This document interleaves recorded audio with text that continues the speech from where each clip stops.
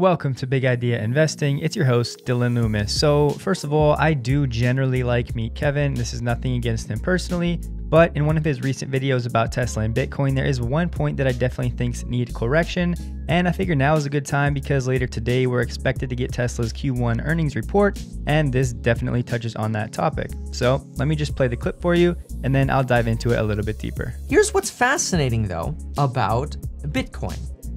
When you have a loss or in value of Bitcoin, you write it off. But when you have a gain, so if this goes back up from, let's say, $1.2 to $1.5 billion, then you do something called reversal of impairment. So if you have a reversal of impairment, you're gonna do the opposite. You're gonna take that 300 million you wrote off and you're gonna show that 300 million as income again. So you could literally foresee a time where, let's say Bitcoin sells off 20%, you could have Tesla have $400 million of revenues, but because they have, let's say, 20% losses in Bitcoin, they can only show 100 million in revenue. What happens? Tesla has a big sell-off because idiots on Wall Street don't understand what the hell's going on, and people panic and freak out because they don't understand the Bitcoin adjustment that's going on. And all of a sudden, you could have a really cool opportunity to buy Tesla at a cheaper price if Bitcoin sells off, right? If then in the future, in let's say Q2, Bitcoin goes back up to what they paid for it, they would then, let's say, have again $400 million of revenue. They would recognize that 300 million as income again. Boom, it makes them look really, really profitable. So the first part of what he said is true. If Bitcoin goes down and Tesla reports this way, then they will have an impairment expense that will hit net income.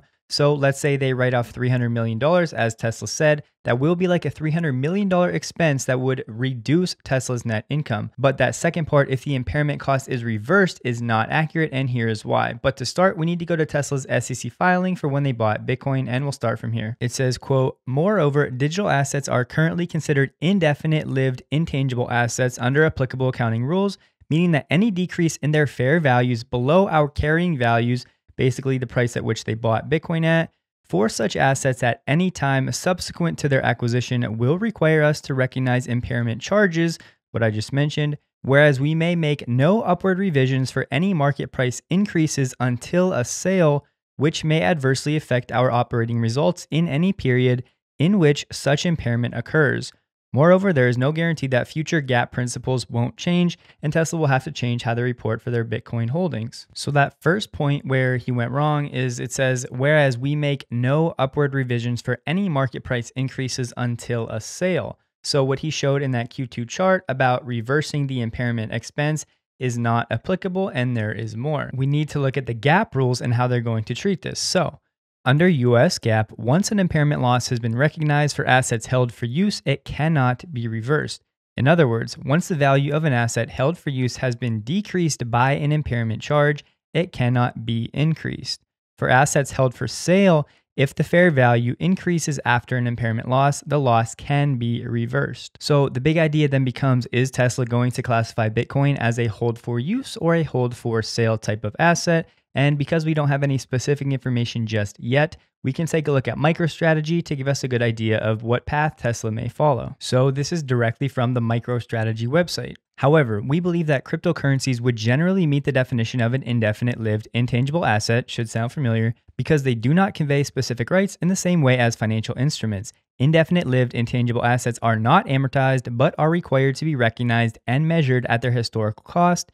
Impairment is recognized when their carrying amount exceeds fair value. And remember, the carrying amount is basically what they bought it for, and the fair value is just the price at the market. So if the market price is lower than when they bought it, they would have an impairment charge. Here's the most important line. The subsequent reversal of previously recognized impairment losses is prohibited. So what MicroStrategy is saying is that if they have a digital asset impairment charge, they cannot later reverse that impairment charge, like Meet Kevin said that Tesla would be able to do, which would ultimately show up as an increase in net income for that period. And just to show you, here is MicroStrategy's recent annual performance for 2020.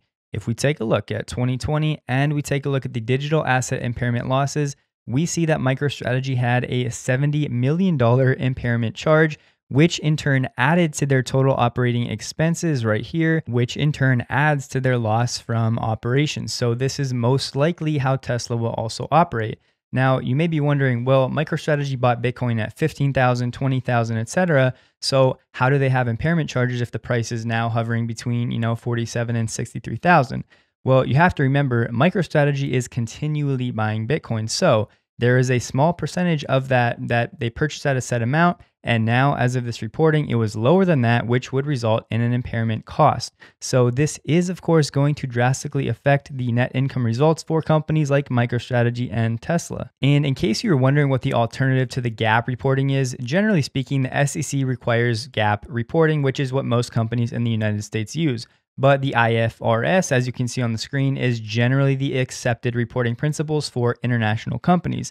Now, without getting into the details, the major difference is that the SEC and the GAAP requires a lot more granular detail, whereas the IFRS is a lot more lenient and you can basically zoom out and include more general reporting and not as much detail. And one really important point to make here is that once again, from MicroStrategy's website, they released a document on Bitcoin accounting and tax considerations.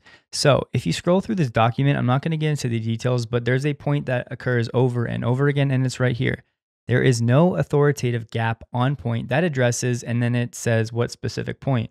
So the GAAP accounting and reporting procedures and standards are definitely probably going to change over the next 5 to 10 years as the SEC comes up with regulations for how these companies need to report their Bitcoin holdings. But to simplify all of this for now, what we can generally expect is that if the price of Bitcoin falls for these companies owning Bitcoin on its balance sheet, you're going to have impairment charges that reduce net income and they show up as an expense line item. But later on, if that price trend reverses and the price of Bitcoin goes back up to the price at where they bought it from, you will not see a reversal of that impairment charge because of the GAAP reporting principles as they are today.